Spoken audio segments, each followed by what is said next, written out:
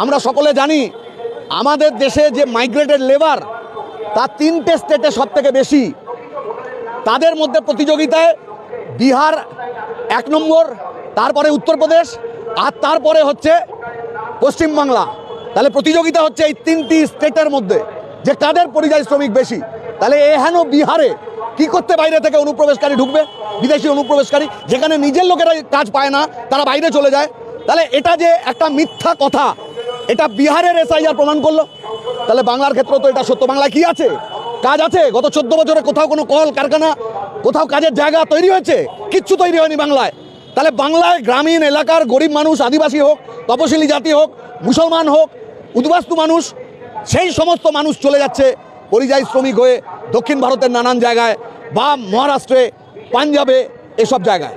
তাহলে বাংলার অর্থনীতির এই চেহারাতে বিপুল পরিমাণ লোক অনুপ্রবেশকারী এখানে আসবে, আর চারিদিকে রোহিঙ্গাতে ছেয়ে যাচ্ছে, এর কোনো যুক্তি আছে? তাহলে এটা কেন করা হচ্ছে?